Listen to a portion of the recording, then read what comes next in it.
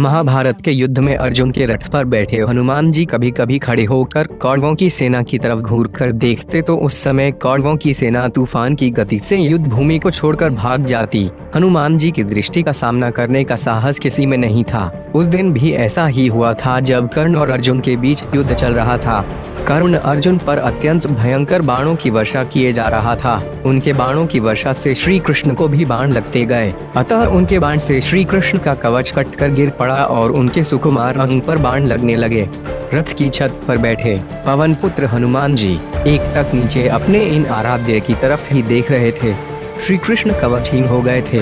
उनके श्री अंग पर कर्ण निरंतर बाण मारता ही जा रहा था। हनुमान जी से यह सहन नहीं हुआ। अकस्मात वे उग्रतर गर्जना करके दोनों हाथ उठाकर कर्ण को माच देने के लिए उठ खड़े हुए।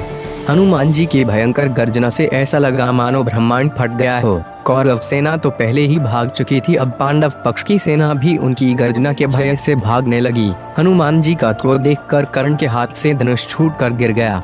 भगवान श्री कृष्ण ने तत्काल उठकर अपना दक्षिण हस्त उठाया और हनुमान जी को स्पर्श करके सावधान किया। रुको, तुम्हारे क्रोध करने का समय नहीं है।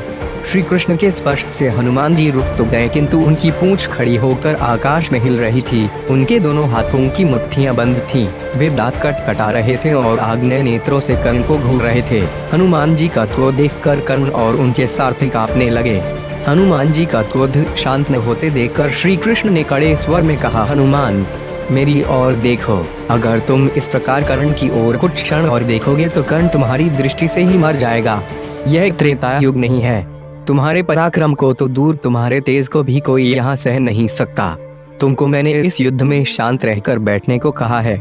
फिर हनुमान जी ने अपने आराध्य देव की ओर देखा और शांत होकर बैठ गए। अगर आप हमारे चैनल पर नए हैं तो हमारे इस चैनल को सब्सक्राइब जरूर कर लेना और बेल आइकन पर भी क्लिक कर लेना ताकि न्यू वीडियोस की नोटिफिकेशन आपको मिल जाए।